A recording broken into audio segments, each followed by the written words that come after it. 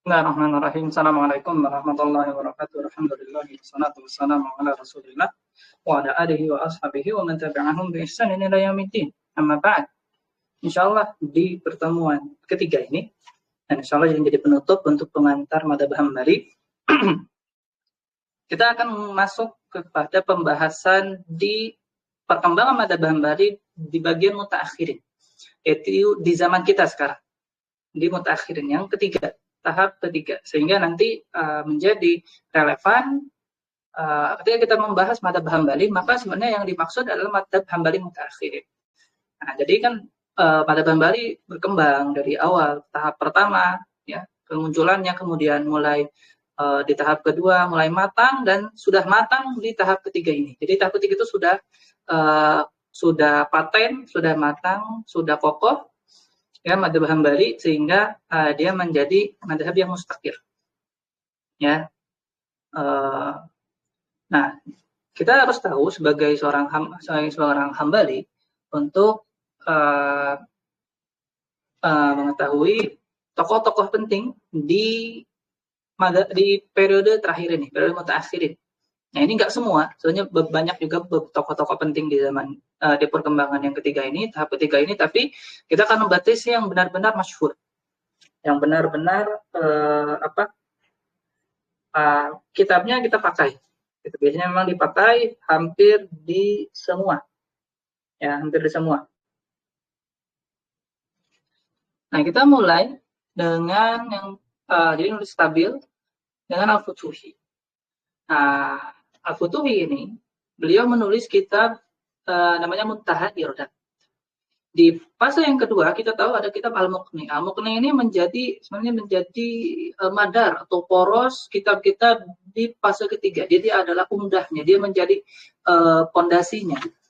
Nah, di antara kitab, itu juga sudah singgung ya, dia Mardawi, itu mensyarah Muqni dengan insaf dan dengan tanqih. Nah, kita take look dulu ke belakang. Kitab yang ketiga terlalu jauh.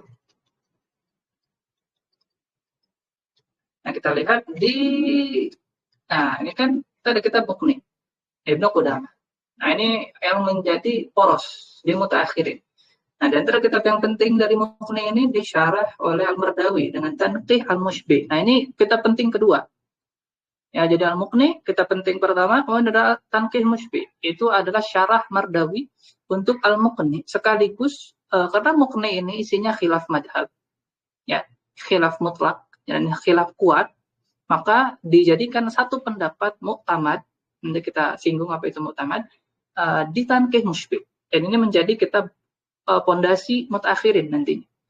Pertama Tanqih Mushbih, disyarah dan Tanqih Mushbih. Cukup dengan satu pendapat. Kemudian dengan insaf, beliau membawakan seluruh pendapat yang bisa beliau bawakan untuk khilaf madhab Hambali di Al-Insaf. Jadi kalau merujuk khilaf madhab Hambali, untuk mutakhirin belum ada yang komplit insaf. Dan ini menjadi umdah juga untuk mempelajari khilaf madhab. Nah ini adalah syarah Muqni. Ya, syarah Muqni. Nah dua kitab ini nanti menjadi umdah juga untuk di mutakhirin. Kemudian Tashih Furu, ini syarahnya furu'nya Ibnu Muqbil. Jadi ada Muqni, ada Tanqih Mushbih. Pegang dulu, dua kitab itu Muqni dan Tanqih Al-Mushbih. Nah, dan tahririn nanti. Nah, Futuhi, beliau membuat kitab Muntaha Irdat. Muntaha Irdat ini adalah penggabungan kitab Muqni, karya Ibnu Qudamah, dengan Tanqih Mushbih, karya Al-Mardawi. Terus beliau tambahkan beberapa yang dari sumber-sumber lain yang beliau anggap relevan untuk menjadi kitab pondasi mu'tamad madhab atau pendapat resmi madhab Hambali. Hanya beliau diberikan judul Muntaha Irdat fil Jama' bainal Muqni wat Tanqih wa Ziyadat. Itu nama lengkap kitabnya. Muntaha Irdat fil Jama' bainal Tanqih wal Muqni wa Ziyadat. Dan banyak kitab-kitab lain yang menggabungkan antara Tanqih dan Muqni. Ya, ada kitab juga Jama' antara itu karya Syuwaiki. Ya. Tapi yang terkenal itu Muntaha Irdat karya Futuhi. Dan ini adalah kitab referensi pertama. Ya, primer utama adalah madhab Hambali. Jadi kalau mau mencari madhab Hambali, cek di Muntaha Irdat. Kemudian Futuhi juga menulis kitab Mukhtasar Tahrir, karya Mardawi. Mardawi sudah kita singgung memiliki kitab namanya Tahrir, Manqul di Tahdhib Ilmi Usul, itu dalam ilmu usul fikih. Kemudian beliau syarah sendiri Al-Marawi di kitab Tahbir, di syarah Tahrir. Nah, kemudian At-Tahrir ini diringkas oleh Futuhi menjadi Mukhtasar Tahrir, karena Tahrir Manqul oleh Mardawi juga mengumpulkan banyak pendapat usul fikih di situ, khilaf madhab, dan bahkan khilaf di luar madhab. Maka diringkas oleh Al-Futuhi menjadi Mukhtasar Tahrir dengan satu pendapat muktamad saja. Nah, sehingga Futuhi menulis kitab muktamad, pendapat resmi Madzhab Hambali fikihnya atau furuknya dalam Muntaha Irodat, dan menulis muktamad Madzhab Hambali dalam usulnya, yaitu usul fikih dalam Mukhtasar Tahrir. Jadi dua kitab ini adalah kitab penting ya dalam Madzhab Hambali mutaakhirin. Kadang kalau kita singkat Madzhab Hambali saja. Nah, kemudian datang Al-Hajjabi. Al-Hajjabi punya dua kitab penting juga. Yang pertama Al-Iqna. Al-Iqna ini ada yang masyhur jadi dua judul ya, ada Al-Iqna kitab Mahmud. Kadang juga disebut Al-Iqna di Thalabil Intifa. Tapi maksudnya sama.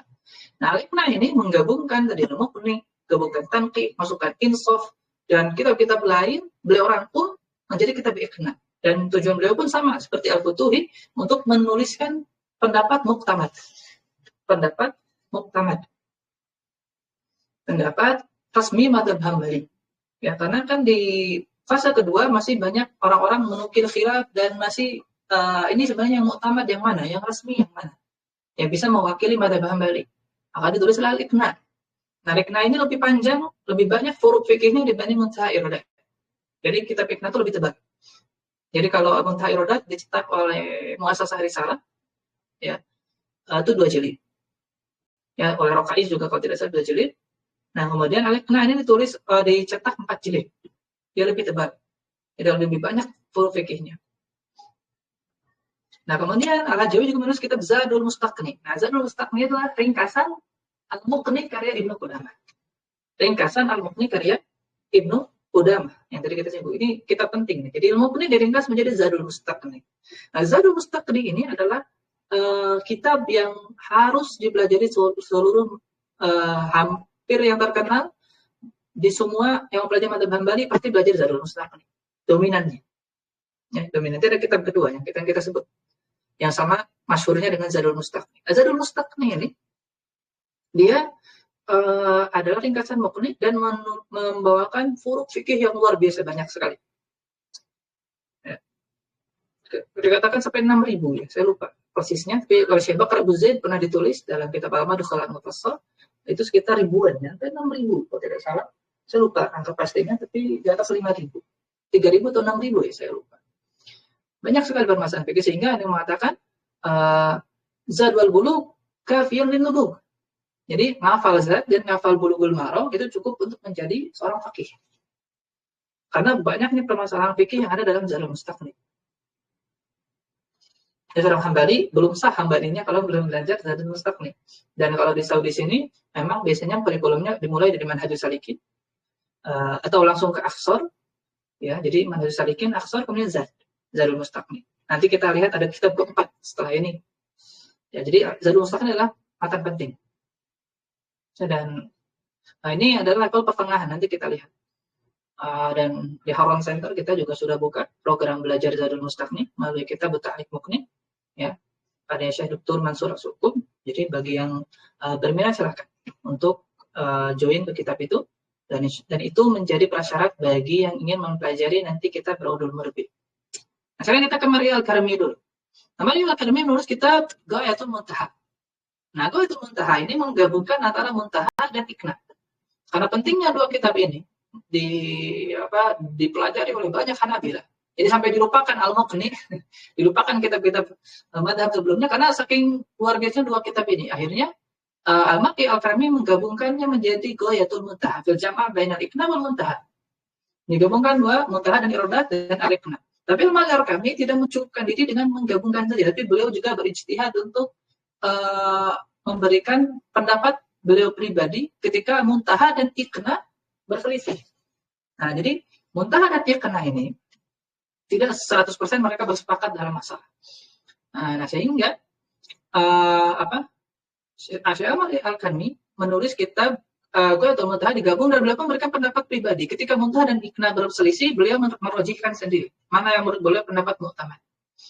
Nah, sehingga sebagian ulama Hambali mengatakan bahwa kalau Muntahah dan Iqna berselisih, maka yang dipilih adalah Goyatul Muntahah. Apa yang ditetapkan oleh Mari Al-Karmi dalam Goyatul Muntahah. Namun di masyhur kalau di Saudi, sebagian dinukil oleh Ibnu Awwal dari Syekh Utsman An-Najdi, maka yang didahulukan adalah Muntahah. Mantuk Muntahah didahulukan dari mantuk Iqna, dan mafhum Muntahah didahulukan dari mafhum Iqna. Kemudian mantuk Iqna didahulukan daripada mafhum Muntahah. Ya.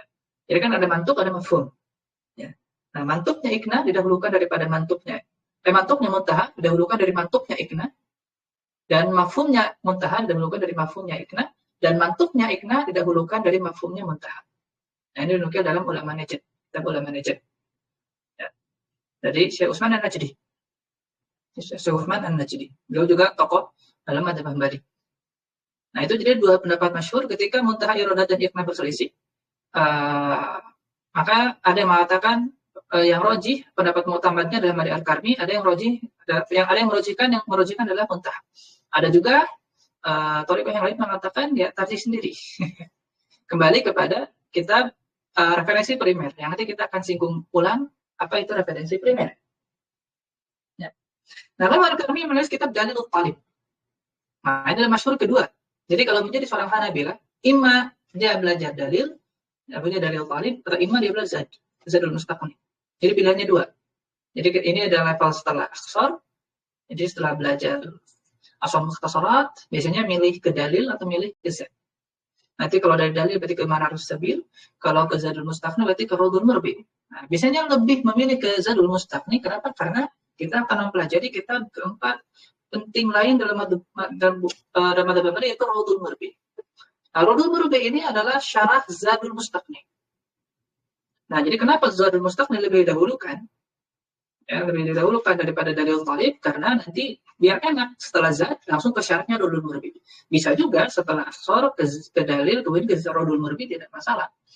Meskipun Dalil Talib dari Aksor ke Dalil ke Raud tidak masalah, tapi Dalil Talib punya kitab syarah sendiri namanya Manarus Sabil.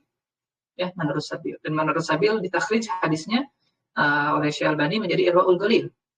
Ya, ada Raudhul Murbi, ada tiga takhrijnya dari kitab takhrij hadis. Yang pertama Raudhatul Mumti karya Syekh Khalid Daifullah. Kemudian ada kitab Qaulul Mumti. Saya lupa penulisnya. Ya. Qaulul Mumti. Kemudian ada Bayanul Mumti karya Syekh Utsaimin. Cuma satu jilid takhrij hadisnya. Ada Dalil Talib takhrij hadisnya cuma satu, Irwaul Ghalil karya Syekh Albani. Raudhul Murbi ini menjadi umdahnya madzhab Hambali. Tidak sah ya menjadi faqih Hambali kalau nggak paham Raudhul Murbi. Sehingga ini menjadi pembeda antara pembelajar madzhab Hambali pemula dan pelajar madzhab Hambali lanjutan. Jadi adalah barier. Dia adalah kayak temboknya lah. Menjadi seorang faqih Hambali belum afdal kalau belum belajar Raudhul Murbi. Dan Raudhul Murbi ini dia adalah muqarrar di kuliah syariah Saudi. Nah, jadi kuliah syariah Saudi ini biasanya kalau S1 karena madzhab resmi Saudi itu adalah Raudhul Murbi. Nah, rata-rata semuanya pakai madzhab Hambali kan madzhab resmi kerajaan. Maka rata-rata kalau S1 syariah belajarnya Raudhul Murbi. Baru belajar fikih muqarrar itu di S2. Nah, beda dengan UIM. Nah, UIM ini kan dia kampus bukan untuk Saudi sebenarnya, untuk mahasiswa internasional. Sehingga untuk memfasilitasi fikih yang berbeda-beda dipakailah biadatul mujtahid. Ya, fikih muqaranah langsung. Nah, adapun kalau di kampus satu syariah yang non UIM, nah kalau non UIM berarti itu memang secara umum ya untuk orang Saudi. Jadi kampus di Saudi itu ya imma UIM untuk mahasiswa internasional atau imma kampus seperti IMCU, Olympia, atau ada Qasim di sini, Qasim University, atau misalkan ada kampus kayak King Abdul Aziz University. Dan kampus-kampus lain. Nah, maka itu mata kuliah S1 syariahnya adalah Raudhul Murbi, karena biasanya lulusannya nanti akan kerja di pemerintahan, ya, dan pemerintahan ini biasanya akan bertahkim atau menggunakan madzhab Hambali, sehingga biasanya Raudhul Murbi menjadi kurikulumnya. Nah, jadi kalau misalnya antum pengen jadi madzhab Hambali, gitu ya, pengen belajar, maka jangan pilih UIN. Justru pilihlah seperti Qasim, MCU gitu ya. Dan biasanya dua kampus ini menjadi tulang punggungnya Qasim, MCU, dan KSU kalau dulu. Sekarang KSU mau fokus ke teknik aja katanya. Nah, jadi Qasim, MCU ini, dan Qasim pun dulunya MCU ya, dulunya Lipia cabang Qasim, terus berubah jadi Qasim University. Nah, ini adalah backbone atau tulang punggungnya ulama Saudi justru dari dulu. Jadi kalau rata-rata kalau antum cek Hay'ah Kibarul Ulama, rata-rata mereka lulusan sini, lulusan MCU. Saya Soleh Fauzan lulusan MCU, saya Abdul Salam Suwair lulusan MCU, saya Sa'ad Sasri lulusan MCU, ya, lulusan Lipia. Jadi nggak kaleng-kaleng memang kurikulum Lipia ini ya, tidak kaleng-kaleng. Jadi kalau antum mau jadi fakih, itu memang rata-rata ulama besar Saudi lahir dari rahim MCU, ya, dari rahim Lipia. Karena mereka di Rodul Murbi. Jadi dan biasanya itu kurikulum S1 ya kalau di Saudi Rodul Murbi. Nah ini kalau antum menjadi fakih Hambali belum sah kalau belum kuasai Rodul Murbi. Dan ini kelasnya nanti akan dibuka di Harlan Center juga, tapi syaratnya sudah belajar Zadul Mustaqni, atau nanti sekarang yang lagi buka adalah Ta'liq Mughni. Jadi kalau antum mau belajar Rodul Murbi, pengen menjadi fakih Hambali yang paten, silakan ikut prasyaratnya dulu di Ta'liq Mughni, dan kalau di Harlan Center nanti kelas Rodul Murbi ada kelas tertutup, ya tidak dibuka untuk umum. Ya, jadi dia dibuka khusus untuk lulusan yang sudah dianggap lulus dari Zadul Mustaqni, ya, baru nanti bisa masuk ke Rodul Murbi. Karena kita Rodul Murbi berat, ya, jadi nggak bisa asal masuk. Ya, jadi dia akan tertutup kelasnya ya, tidak dibuka untuk umum. Karena Buhuti punya juga Daqaiqu Ulin Nuha, atau disebut dengan Syarah Muntaha Irodat. Syarah Muntaha Irodat. Ya, Syarah Muntaha Irodat karya Al-Futuhi. Nah, jadi Buhuti itu disebut dengan syarih. Beliau dikasih istilah syarih. Kalau Mardawi disebut dengan al-munaqqih atau musahhih. Karena beliaulah menjadi umdah tashih madhab. Adapun Buhuti disebut syarih. Karena apa? Karena beliau mensyarah kitab-kitab penting. Raudul Murbi, Syarah Zadul Mustaqni, Daqaiqu Ulinuha, Syarah Muntaha, dan Kasyaful Qinat, Syarah Ikma. Nah, jadi Buhuti ini menjadi umdah untuk mempelajari madhab Hambali. Dan Buhuti ini bukan sekedar mensyarah, tapi beliau juga menambahkan masail-masail yang itu mungkin di sebagian belum jelas muktamadnya. Nah, jadi Buhuti, beliau pun menambahkan, dan beliau tulisannya banyak sekali Buhuti. Beliau juga punya dalam Mufradat Adab Hambali, beliau juga punya syarahnya. Dan beliau juga selain punya syarahnya, punya hasyiahnya, Hasyiah Muntaha, disebut dengan Isyadu Ulin Nuha, pun Hasyiatul Iqna. Jadi Buhuti ini syarih. Jadi beliau mensyarah kitab, dan beliau punya kitab namanya Umdatut Talib. Itu matan ringkas, cuman tidak terlalu terkenal. Tidak terlalu terkenal. Matannya buatan Buhuti justru lebih terkenal Zadul Mustaqni. Karena apa ya? Karena setelah itu kan belajar Rodul Murbi, enaknya belajar Zadul Mustaqninya dulu sebagai basic, sebagai fondasi, baru belajar Rodul Murbi. Karena nggak bisa belajar langsung Rodul Murbi kalau Zadul Mustaqninya belum kuat gitu. Idealnya dikuatkan dulu Zadul Mustaqninya. Nah, makanya kalau yang tadi di kelulusan Indo misalkan masuk kayak Kokosi, masuk ke Lipia, langsung belajar Rodul Murbi bingung karena Zadul Mustaqninya belum pegang. Ya, karena Rodul Murbi dia menjadi semacam matan tersendiri. Dia semacam matan tersendiri, sehingga dia tidak bisa dipelajari kecuali Zadul Mustaqni sudah paten dulu, sudah mungkin dulu. Nah, ini tokoh-tokoh dan kitab-kitab yang penting untuk masuk ke dalam paling minimal menjadi masuk di perpustakaan seorang Hanabila. Dan kitab-kitab ini yang harus dipegang. Karena ini kalau mau mengetahui Hanabila Mutaakhiri, kitab ini. Dan Rodul Murbi memiliki banyak syarat. Yang diantara hasyiah, ada Hawashi banyak sekali. Ada Hasyiah Ibn Fairuz, ada Hasyiah Ibn Qasim, ada Hasyiah Al-Anqari. Yang paling lengkap Hasyiah Ibn Qasim karena dia sudah merangkum hasyiah sebelumnya, dan itu biasa menjadi rujukan primer ketika belajar Rodul Murbi di Saudi sini. Nah, sekarang udah disinggung-singgung apa sih qaulul mu'tamad. Sebenarnya apa itu qaulul mu'tamad? Nah, qaulul mu'tamad itu, jadi qaul mu'tamad madzhab Hambali mutaakhirin, maksudnya fase ketiga ya, yang menjadi fase kestabilan, kematangan ya. Nah, jadi ketika kita melihat sebuah pandangan fikih, itu kita membagi menjadi qaul mu'tamad dan bagi menjadi ikhtiyar. Ya. Qaul mu'tamad itu artinya adalah pandangan resmi suatu madhab yang mewakili pendapat mereka untuk suatu permasalahan fikih yang sah dinisbatkan sebagai pendapat imam madhab. Nah, jadi qaul mu'tamad itu adalah pendapat yang sah untuk kita nisbatkan sebagai pada pendapat Imam Ahmad. Nah, jadi kalau kita bermadzhab Hambali, kita artinya berpikir dengan fikihnya Imam Ahmad. Jadi bukan berpikir dengan fikihnya ulama kaleng-kaleng ya, tapi fikihnya Imam Ahmad. Ya, sehingga waktu itu tidak, saya lupa ya, saya bilang atau saya ditanya, saya lupa, tidak salah saya bin Bas, ya, ditanya mau taklid atau saya Utsaimin, mau taklid ke siapa? Ya kalau lihat kitab ya, mending taklid ke Imam Ahmad ya, katanya ke madzhab Hambali, jelas. Ya, dan pernah juga ada yang masyhur juga, ada yang seorang ulama pernah ditanya, saya belajar dalil, katanya belajar langsung dalil atau saya belajar fikih Maliki. Terus dijawab oleh ulama tersebut, dia belajar fikih Maliki lah. Loh kenapa? Terus dijawab oleh dia, karena Imam Malik lebih paham dalil daripada Anda. Nah, jadi ketika kita belajar ulum mu'tamad, kita sama belajar fikihnya imam tersebut. Ya, jadi kita bukan belajar fikihnya Buhuti, bukan belajar fikihnya Hajawi, ya, meskipun kita pakai matan-matan mereka, tapi pada hakikatnya kita sedang belajar fikihnya Imam Ahmad. Karena itu adalah fikih yang dibangun, yang disusun, ya, yang dipatenkan oleh para ribuan ulama selama ribuan tahun, 1000 tahun lebih. Ya. Kan sudah 1400 ya sekarang. Imam Ahmad kan sekitar 200-300 Masehi, 200 ya meninggalnya. Sampai 1200-an tahun, 1000 tahun lebih, yang itu sudah kita lihat tokoh-tokohnya dipatenkan oleh ribuan ulama bahwa itu adalah fikihnya Imam Ahmad. Dilestarikan. Ya, ketika kita berpikir dengan madzhab Hambali, ya itu kita sedang berpikir ini fikihnya Imam Ahmad. Jadi jangan malu. Jadi kita mengamalkan qaul mu'tamad, itu fikihnya Imam Ahmad kok. Terus kalau misalnya kita ikuti madzhab Syafi'i, ya itu fikihnya Imam Syafi'i, jangan malu. Kalau kita ikut Maliki, ya itu fikihnya Imam Malik, jangan malu. Kalau belajar fikih Hanafi, ya itu fikihnya Abu Hanifah, Ahlur Ra'i, paling cerdas. Jangan malu. Nah, itu qaul mu'tamad. Yang disebut dengan qaul mu'tamad. Dia adalah pandangan resmi. Nah, ada lawannya, yaitu ikhtiarat, yaitu adalah pandangan personal. Seorang ulama yang menyelisih qaul mu'tamad dari madzhab yang dia anut. Ya. Ini adalah pandangan personal saja. Pandangan personal.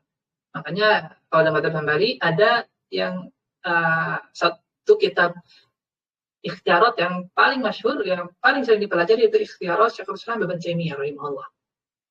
Yang itu adalah Imam Al-Baqi, ikhtiarat fiqhiyah. Ya. Nah, jadi ikhtiarat ini adalah pandangan personalnya Syekh Taqiyuddin atau Ibnu Taimiyah Al-Hafidz terhadap qaul mu'tamad. Jadi beliau punya pandangan personal. Dan itu kalau kita bandingkan ya agak banyak-banyak amat gitu. Beliau secara umum masih berpikir dan fikirnya Imam Ahmad. Ibnu Taimiyah Al-Hafidz atau Syekhul Islam Ibnu Taimiyah itu masih berpikir dan fikir Imam Ahmad. Jadi beliau memang banyak sekali pilihan personalnya yang memang bisa dibukukan sendiri. Ikhtiarat. Nah ini ini ikhtiarat ini ya di semua madzhab ada. Bahkan Nawawi sendiri, ya salah satu musahihnya kalau di madzhab Syafi'i, beliau umdahnya, salah satu umdah fikihnya, maka Nawawi juga punya ikhtiarat yang dia menyelisih madzhab Syafi'i. Nah ini normal, nah, ini natural, pasti seorang ulama kan nggak akan mungkin kita 100% ya persis sama gitu. Dan Al-Mardawi sendiri yang menulis kitab Tanqih Musyfi, menulis kitab Insaf, menulis kitab Tashrih Furu yang untuk menetapkan qaul mu'tamad madzhab Hambali, beliau pun dalam Insaf sering mengisyaratkan pilihan-pilihan ikhtiarat beliau. Ada yang mengatakan wahada adhar. Jadi beliau sedang membawakan bahwa huwa sahih minal madhab. Ya. Kemudian beliau mengatakan bawakan pendapat lain, terus beliau menulis ditutup huwa adhar. Jadi beliau lebih condong pada pendapat yang kedua atau ketiga yang beliau bawakan. Ya itu normal. Ya seorang nggak mungkin 100%. Jadi ketika kita bermadzhab Hambali, itu nggak mungkin kita 100% ikut madzhab Hambali. Pasti kita punya ikhtiar. Kalau kita sudah mencapai level itu, mencapai level ijtihad, maka nanti kita punya ikhtiar. Dan untuk amal pun kita pasti akan memiliki yang kita nggak ngamalin itu gitu, dan ngamalin mu'tamad, dan itu normal sekali. Itu normal sekali. Nah, jadi ada yang disebut dengan rojih. Nah, itu biasanya adalah ikhtiarat si ulama madhab. Biasanya dia adalah ikhtiarat ulama madhab. Menyelisih qaul mu'tamad. Ini dipahami dulu. Ya, jadi nggak ada qaul rojih sebenarnya. Adanya ikhtiarat.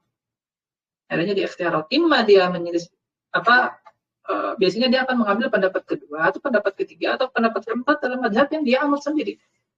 Sedikit sekali yang ikhtiarnya itu di luar pendapat madhabnya.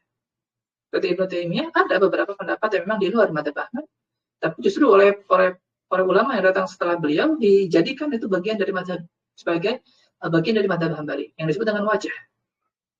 Yang disebut dengan wajah. Nanti ada istilah-istilah seperti riwayat, seperti ada wajah, ada qaul. Nah, itu untuk memahami pendapat khilaf internal dalam madhab Hambali itu mana yang dianggap khilaf internal madhab Hambali atau tidak. Nah, jadi secara umum pandangan fikih itu ada qaul mu'tamad, ada ikhtiar. Seperti contohnya kalau kita dalam organisasi. Ya, dalam organisasi itu kan ada pandangan ormas resmi. Ya. Pandangan ormas resmi yang dicap gitu kan, tanda tangan oleh roisnya, oleh ketua ormas tersebut dan dirilis ke publik.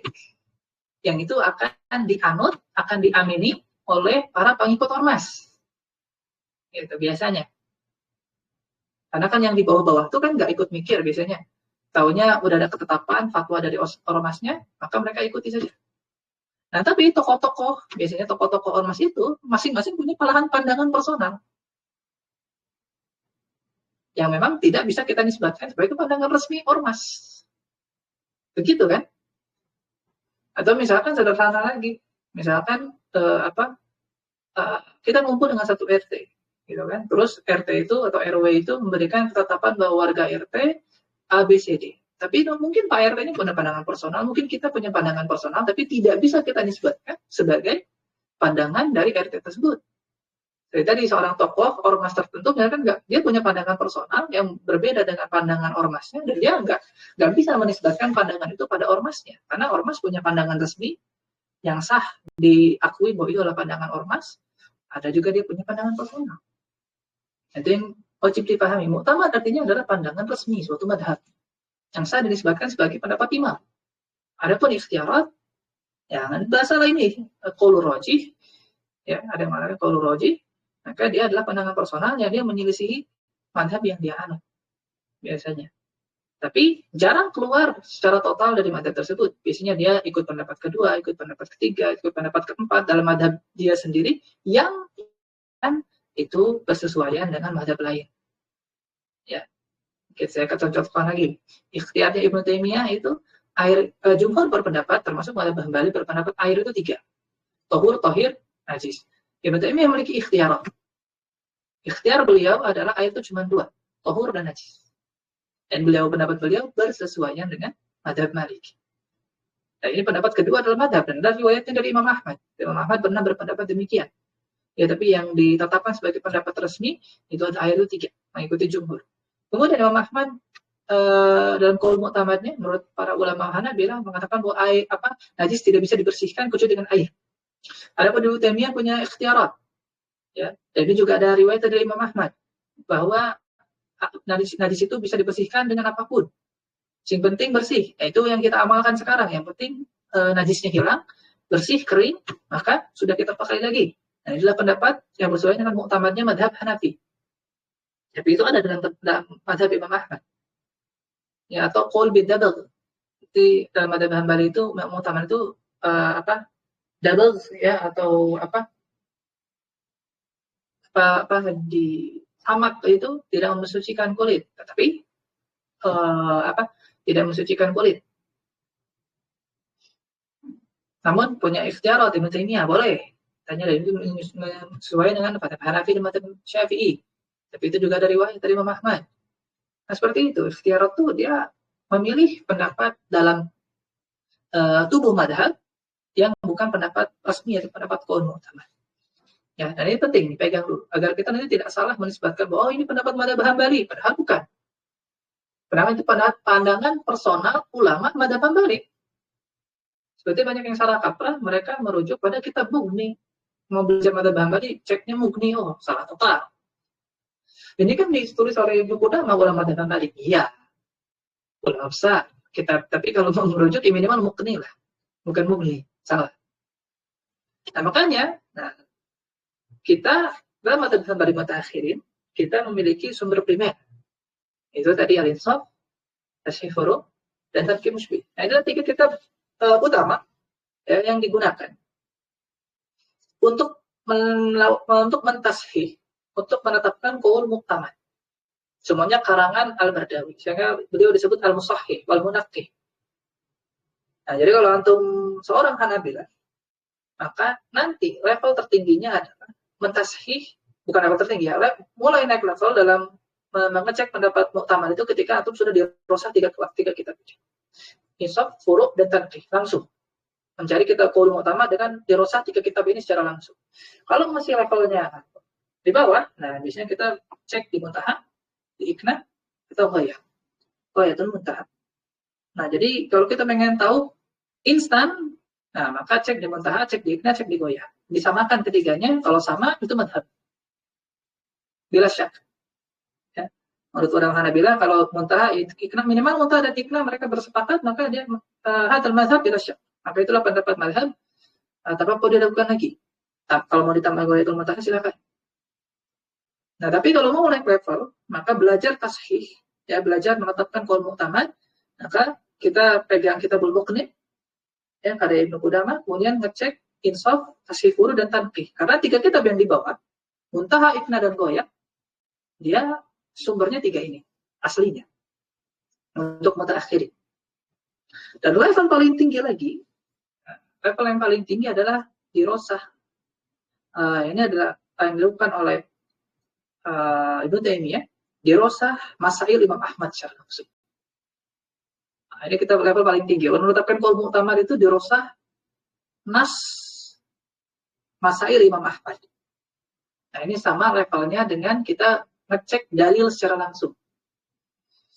Jadi qaul imam kadalil lil muqallid. Kaidahnya begitu. Jadi kita mau dirosah pendapat seorang person, maka kita ambil langsung dari sumber primernya. Kalau madhab Imam Ahmad, maka dia diambil dari masailnya. Jadi kalau kita pengen tahu qaul Imam Ahmad yang ya kepada beliau, maka harus cek di masail. Tapi level pertama cek di Muntaha, di Iqna, dan Ghayah. Ya, level pertama. Kalau level yang pertama ya antum ikuti di matan-matan ringkas seperti zat, seperti dalil. Yang kemudian saya itu naik level cek di Muntaha, di Iqna.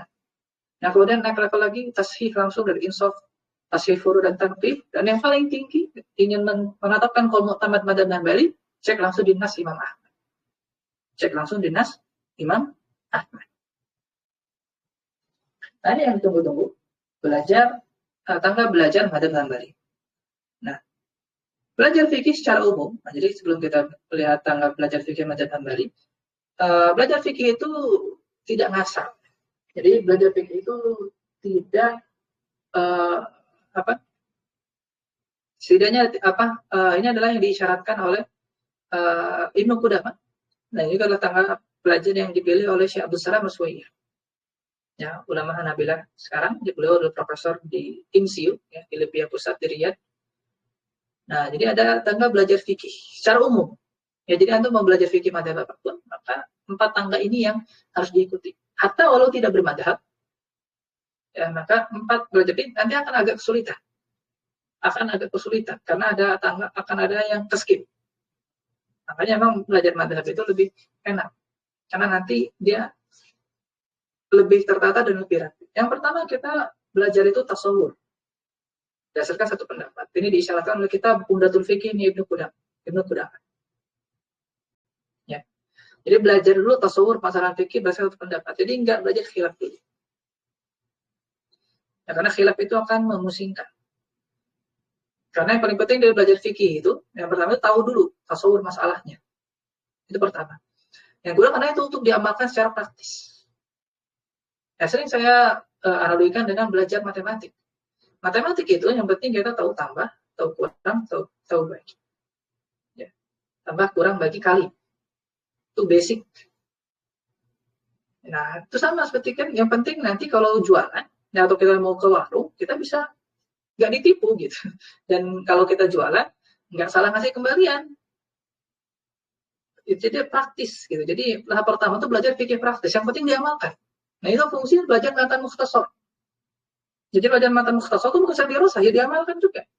Jadi kalau kita belajar aksar, belajar zad, atau mungkin madhab syafi'i belajar yakutun nafis, belajar matan Nabi Suja, belajar apa mukhtasar al-latif, ya.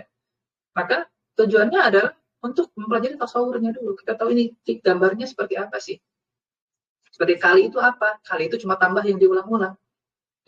Luas itu apa? Kalau matematik. Kita belajar dulu luas itu, luas itu adalah ya luas gitulah. Volume itu apa gitu. Jadi kita tahu dulu. Nah, kita nggak diajak dulu itu dari mana muncul rumusnya. Dan itu pun tidak penting sebenarnya. Kenapa? Untuk ketika praktis ya tinggal diamalkan. Sama seperti fikih. Fikih itu khilaf itu sebenarnya untuk praktis, amal praktisnya tidak terlalu berpengaruh. Karena yang paling penting itu beramal. Antum amalkan atau tidak itu fikihnya. Bukan cuma berantem ini sahih atau tidak. Atau berantem ini rojih atau tidak. Tapi diamalkan nggak? Jangan cuma sudah berantem di sosmed tapi nggak diamalin. Terawih 11 atau 23 tapi nggak terawih. Kan salah. Yang penting diamalkan. Nah baru setelah itu, setelah paham ini luas itu, jadi fikih itu seperti apa, gambaran umum fikihnya, baru kita belajar dalil. Nah ini juga disyaratkan sebenarnya oleh Ibnu Qudamah dalam umdahnya. Jadi umdah itu ada tasawur, ada dalilnya, cuma sedikit dalil, nggak banyak. Nah baru setelah itu belajar dalilnya dulu datang dari mana, kok bisa begini pendapatnya. Nah jadi bertahap dulu, tahu dulu gambarannya, kemudian dari mana baru muncul how atau why. Jadi kita belajar what dulu, apa. Nggak langsung belajar why atau how. Kalau nggak tahu what-nya, nggak tahu apanya, nanti kita bingung. Justru kita akan bingung. Kita belajar tasawurnya dulu. Kita belajar tasawurnya dulu. Ini apa, itu apa, gitu ya. Nah, baru saya itu belajar dalil. Dari mana? Makanya kita sudah belajar luas itu apa, nah baru nanti diajarin kalkulus. Ini rumusnya muncul dari mana nih? Terus fisika kan, kalau yang ngambil fisika kan, tahunya kan rumus tinggal kali atau bagi, gitu kan. Tapi kan nanti ketika di kampus, ketika di S1, belajar fisika atau belajar matematik, kita ketemu kalkulus, maka diajarin di kalkulus, rumus-rumus itu muncul dari mana? Kok bisa? Luas itu, ya kan P kali S, gitu ya. 2P kali L, banyak kali lebar. Nah, itu kan dari integral fungsi, itu kan dari apa batas tertentu A sampai B, itu integral fungsi fx dari A ke B, gitu kan. Baru muncul luas. Nah, luas kan tinggal praktis P kali L. Gitu. Padahal itu kan integral aslinya. Volume juga sama. Nah, itu seperti itu. Baru dapat dalilnya nanti, belakangan.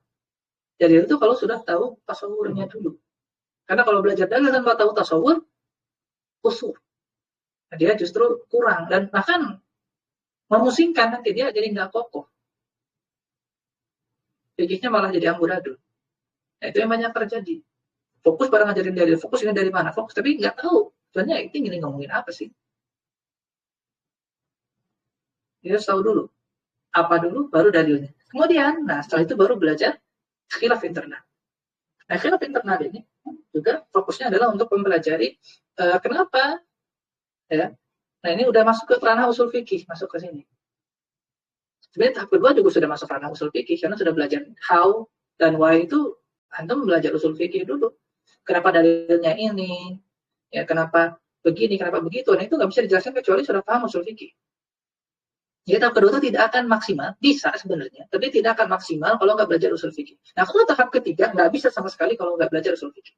Kenapa? Karena fokus belajar khilaf internal adalah sekalian tamrin, sekalian belajar bagaimana satu usul yang sama, satu dalil yang sama, ya kadang bisa berbeda hasil produk fikihnya. Karena fikih itu produk apa? Produk dari dalil. Nah, ketika dalilnya sama, ketika metode pendekatannya, yaitu usul fikih, metodologi penetapan hukumnya sama, kok hasilnya bisa beda? Karena khilaf internal itu kan satu madhab. Jadi kenapa madhab Hambali itu tadi dalam masalah air itu ada banyak sekali pendapatnya, ada 4. Ya. ada Thariqah Jumhur, ada Thariqah Ibnu Taimiyah, ada Thariqah Ibnu Razi. Saya lupa satu lagi ya. Ada 4 totalnya air itu. Kenapa dalam masalah pembagian air saja ada 4 pendapat dalam madzhab Hambali? Apa yang membedakan? Usul fikih mereka sama kok. Madzhab mereka sama. Pandangan mereka sama, metodologi mereka sama, kok bisa beda? Nah, itu bagaimana itu mulai belajar sisi, itu maksudnya sudut pandang. Kalau dari usul fikihnya, berarti mereka pakai ini, atau pakai ini. Usul fikihnya masih sama kok. Usul fikihnya masih sama. Karena kan usul fikih aja tiap madzhab beda. Nah, jadi di sini tahap ketiga itu sudah belajar harus kuat dulu usul fikih madzhab tersebut. Usul dan qawaid dari madzhab tersebut sudah harus kuat. Setelah tasawurnya kuat, setelah memahami dalilnya kuat, nah baru usul dan qawaid madzhabnya harus kuat. Jadi tahap ketiga itu labud pasti harus usul fikihnya sudah kuat. Baru bisa diajak mikir khilaf. Karena nanti akan belajar lawazim juga. Kalau khilafnya begini, maka turunan masalahnya begini. Kalau khilafnya begitu, turunan masalahnya begitu. Karena belajar khilaf bukan sekedar oh iya ini beda pendapat, enggak, tapi nanti akan beda. Seperti misalkan kalau misalnya air menganggap ada air ketiga, maka ada air tohir, ada air mustakmal, ada air ini, ada air ini, ada air itu. Tapi kalau cuma 2, berarti nanti tidak ada mustakmal, maka hukum ininya beda, hukum itunya beda, nanti najisnya beda. Nah, itu akan jadi seakan-akan jadi 2 madhab yang berbeda dalam satu madhab padahal. Nah, itu belajar khilaf internal. Kita sudah mulai tamrin menjadi pemikir. Ini seorang yang mentarjih dalam khilaf internal. Dan itu belum pusing, karena usul fikihnya masih satu, usul qawaidnya masih satu. Sehingga tahap ketiga ini, kalau lulus tahap ketiga, maka dia disebut sebagai nanti bisa mulai menjadi ashabul wujud, kalau madzhab Hambali, atau nanti menjadi mujtahid madzhab, sebutannya. Dia mujtahid, tapi level satu madzhab saja. Karena dia sudah mulai mengkaji, sudah mulai menetapkan qaul mu'tamad, pendapat resmi dalam madzhab. Nah, baru ketika sudah kuat, dia sudah menguasai madzhabnya sendiri, sudah strong, nah, baru belajar khilaf tadi. Dia sudah mulai membandingkan dengan madzhab yang lain. Nah, dia sudah kuat, strong, fondasi madzhabnya. Ya, maka dia melihat. Nah, kalau khilaf Ali, lebih lagi, dia harus tahu usul fikih lawannya. Dia harus tahu usul fikihnya Syafi'i, dia harus tahu usul fikihnya Maliki, dia harus tahu usul fikihnya Hanafi. Bahkan nanti ada usul fikihnya Mu'tazilah, ada usul fikihnya Asy'ariyah. Itu beda lagi. Makanya kalau udah belajar khilaf atau fikih muqaranah antum madhab, kalau dia nggak pernah belajar usul fikih dan nggak menguasai usul fikih, kalau boleh pakai bahasa kasar, omong kosong. Nggak ada. Nggak mungkin orang bisa berbicara tentang khilaf eksternal antar madhab, imma dia harus tahu dalil madhab itu, usul fikih madhab itu, dan dia nanti bantah-membantahnya dalam masalah sesama usul fikih. Sudah tinjauannya sudah dalil dan istidlal. Nah, ini harus paham. Jadi kalau pada Hambali memang mempelajari qaul sahabi, Syafi'i enggak qaul sahabi. Jadi bagaimana kita menetapkan ini dengan qaul sahabi dan meyakinkan bahwa qaul sahabi ini benar. Beda lagi madzhab Syafi'i. Berlawan dengan madzhab Hanafi, enggak istihsan. Gitu kan? Beda lagi. Nah, ini kalau nggak ngerti usul fikih sama sekali dan nggak ngerti usul fikih lawannya, nggak ngerti dalil lawannya, nanti harus belajar dalil lawannya juga. Lebih rumit lagi, maka tadi omong kosong. Semua orang yang ngomong fikih muqaranah, yang bicara ngomong fikih muqaranah, nggak pernah belajar usul fikih secara tamat, nggak pernah kuat satu pendapat, dia nggak pernah punya fondasi fikih yang strong, yang kokoh, maka jangan didengarkan. Sudah pasti nanti pembahasan fikih muqaranah tidak sekedar hanya cuma dia membacakan apa yang ada dalam kitab saja. Dan dia pun mentarjih sesuai dengan apa yang ditarjih oleh penulis kitab. Pasti begitu. Atau ketemukan semua begitu. Kalau dia nggak pernah belajar fikih dengan baik, nggak pernah punya fondasi fikih yang kuat, nggak pernah belajar usul fikih yang benar, maka ketika dia belajar ngomongin fikih muqaranah, dia cuma hikayatul khilaf, cuma ngomongin khilaf aja. Terus ketika dia mentarjih, dia pun menukil dari si penulis kitab yang dia baca. Atau mentok-mentok dia akan ngambil pada Ibnu Taimiyah dan Raji Ibnu Taimiyah begini. Akhirnya dia cuma numpang nama ke Ibnu Taimiyah. Seperti Ibnu Taimiyah berpendapat apa, dia ambil dan ini diyakini sebagai pendapat yang Raji. Dan itu jauh sekali menunjukkan ketidakpahaman seseorang terhadap ilmu fikih. Nah, ini adalah tangga pendapat. Apapun madhabnya, maka ini adalah tahapannya. Belajar tauhidnya dulu, belajar dalil untuk itu, masih satu pendapat, baru saya itu masuk khilaf, dia sudah masuk ranah usul fikih dan kemudian khilaf ahli.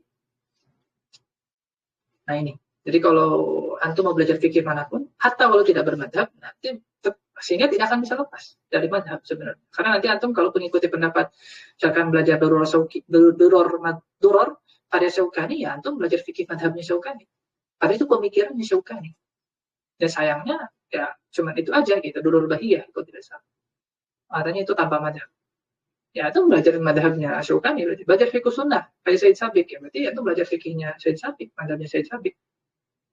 Jadi kalau belajar tanpa madhab akan sulit, karena nanti usul fikih harus ditetapkan dulu usulnya, karena fikih itu tidak ada tanpa usul. Akan sulit di usulnya, nanti dia akan muttarib. Usulnya tidak konsisten biasanya. Biasanya tidak konsisten. Nah kalau belajar madhab Hanbali, ikuti tahapan 4 yang tadi, mana kitab yang kita pilih? Nah ini kitab yang dipilih bisa ijtihadi. Nah, itu akan berbeda-beda. Nah ini yang saya kumpulkan dari berbagai penjelasan masyayikh dan kitab-kitab yang saya baca. Kalau mengikuti tahapan 4 ini, maka yang masyhur biasanya yang dipelajari untuk tahap pertama, dia biasanya belajar 2 matan. Yang pertama aksar, yang kedua zad. Biasanya. Bisa juga dimulai dari manhajus salikin, kemudian ke aksar, ke zad. Bisa aksar, bisa dalil. Nah ini banyak pilihannya. Tapi yang kalau di Saudi, biasanya pemula sekali belajar manhajus salikin. Yang belum pernah belajar fikih. Ya biasanya manhajus salikin dulu. Baru kemudian dia diajarin, kalau saya dia memang karena untuk amal saja, untuk beramal cukup. Tapi kalau dia punya himmah untuk belajar madhab Hambali, maka diajarin aksar. Kalau diajarin zat, ini tahap pertama. Biasanya aksar dan zat.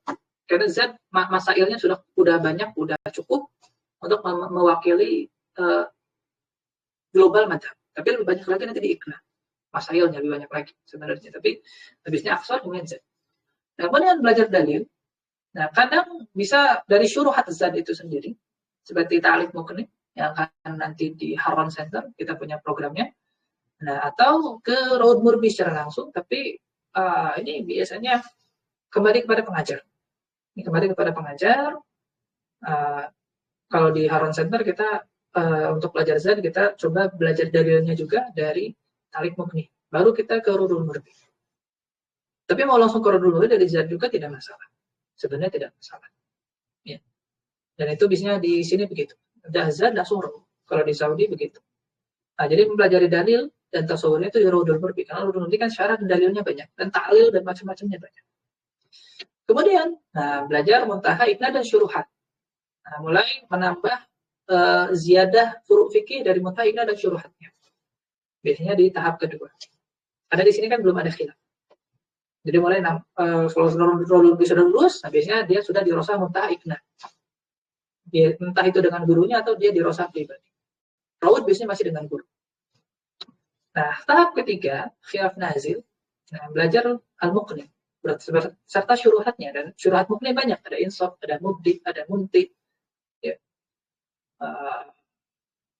Ya banyak, beberapa lagi.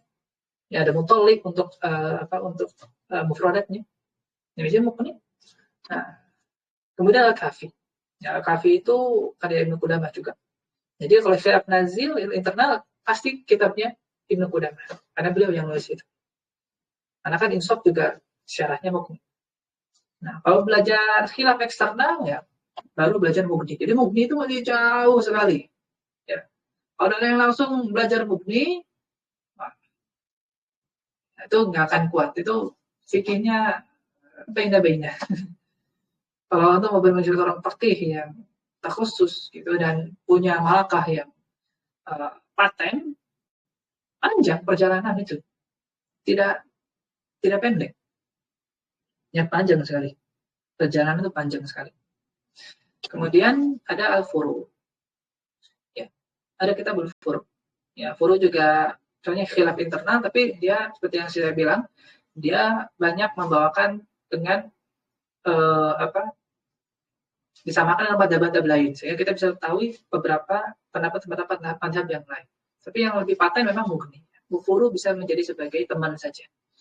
Nah, ini tambah belajar fikih madhab Hambali dan masih jauh, masih panjang perjalanan. Kalau kita benar-benar jadi seorang fakih yang beneran, bukan fakih-fakihan, bukan mufti sosmed, ya, bukan cosplay jadi mujtahid, enggak. Ini menjadi tanpa belajar fikih madhab Hambali yang kami pilih, ya. Dan banyak. Seperti ada beberapa ada pilihannya Madaris tafakuhnya di Syekh Ahmad Qaimi juga ada. Nah, kalau belajar usul fikih, ya, pagi agak. Nah, usul fikih madzhab Hambali itu ada dua. Yang pertama ada Syafi'iyah, mutakallimin, ada Hanafi dan fuqaha. Apa bedanya? Nah, kalau mutakallimin itu atau Syafi'iyah membangun kaidah usul fikih secara logis, teoritis. Ya. Dia menggunakan dalil akal dan dalil nakli dan memperhatikan upaya untuk menyelesaikan antara kaidah-kaidah dengan furu'. Adapun fuqaha, dia menyusun kaidah usul dari furu' imam madhab. Nah, kalau secara sederhana mutakallimin itu terlepas dari furu' imam madhab. Pokoknya dia ada dalil dijadikan usul fikih. Adapun thariqahnya Hanafi, maka dia dari furu' imam madhab kemudian dibuatlah menjadi usul fikihnya gitu. Dan semua madhab punya dua thariqah ini, tapi yang dominannya Hanafi untuk thariqah fuqahanya dan Syafi'i dengan thariqah mutakalliminnya. Syafi'i itu jumhur dan Hanabilah itu disimpan di sini, tapi dua-duanya ada. Nah, ini dia bahasan sendiri, jadi kita tidak akan berpanjang lebar. Tapi intinya ada dua madhab usul fikih. Nah, madhab Hambali punya Rudutun Nadir wa Junnatul Manadir untuk thariqahnya Syafi'iyah. Dan punya Mukhtasar Tahrir atau Al-Kawkab Al-Munir untuk thariqahnya fuqaha. Ya. Jadi Hanabilah juga punya usul fikih yang ngikutin thariqah Syafi'iyah jumhur dan juga punya usul fikih yang ngikutin thariqahnya fuqaha. Nah, bagaimana cara mempelajari usul fikih dalam madhab Hambali? Yang pertama, belajar usul min usul. Kalau belum pernah belajar usul fikih sama sekali, ya terutama kalau kita orang ajam, maka paling munasib belajar usul min usul, dan ini mengikuti thariqahnya mutakallimin. Nah, kemudian ada Nadham Shaghir. Nah, ini sedang kita buka kelasnya. Ya, kalau mau daftar, silakan, kita masih open. Nadham Shaghir ini ringkasan dari Mukhtasar Tahrir. Ya, tapi dia mengikuti untuk mirip-mirip mutakallimin. Kemudian ada Bulghatul Usul, Mukhtasar. Nah, ini satu level semua, Bulghatul Usul, Mukhtasar Usul Fikih dan Ghayatul Usul. Nah, ini adalah tahapan pertengahan, mulai banyak masail-masail yang memusingkan. Makanya sehingga di Nadham Shaghir minimal sudah harus kuat. Nah, baru setelah ini kita belajar Mukhtasar Tahrir. Nah, jadi nanti di Bulghatul Usul, di sini yang tengah sama akan menjadi prasyarat, dan Mukhtasar Tahrir itu menjadi kelas tertutup. Ya, akan menjadi kelas tertutup. Begitu juga setelah Mukhtasar Tahrir kita belajar Rudutun Nadir. Jadi di Harvard Center ini yang akan kita pelajari. Dan Sumin Usul sudah selesai kelasnya. Dan Nadham Shaghir ini sedang kita buka. Dan nanti Bulgho setelah Nadham Shaghir. Dan setelah Bulgho, dua kelas di atasnya itu kelas tertutup. Jadi hanya yang sudah selesai di Bulgho baru bisa lanjut ke Mukhtasar Tahrir dan Rudutun Nadir. Karena ini sudah level mahir. Gitu. Jadi memang tidak dibuka untuk umum. Dia memang yang serius saja. Jadi kita sudah akan seleksi keseriusannya di Bulghatul Usul dulu. Insya Allah Bulghatul atau Mukhtasar atau Ghayatul Usul kita akan pilih. Nanti tergantung kesepakatan kelas sekarang. Jadi kita punya kelas Nadham Shaghir, ini untuk belajar usul fikih, dan ada pengantarnya sendiri sudah saya jelaskan panjang lebar di kelas Nadham Shaghir ya. Jadi kita tidak panjang lebar karena memang bukan itu tujuannya. Ya, intinya ini level, jadi bisa kelihatan ya kalau misalkan antum baru belajar usul min usul, kemudian masuk Lipia ya atau masuk UIN atau masuk kampus sudah belajar Rudutun Nadir. Karena ini kurikulum yang biasanya dipakai di PS1. Jauh sekali loncatnya. Sehingga nggak aneh kalau antum pusing. Kalau yang kuliah di syariah atau kuliah di STDI ya nggak aneh kalau antum pusing karena loncatnya jauh sekali memang usul fikih ini. Antara kurikulum SMA yang misalnya cuma usul min usul, kemudian loncat ke Rudutun Nadir. Itu beda sekali jauhnya. Jadi wajar kalau antum pusing, karena hampir 2 atau 3 lah.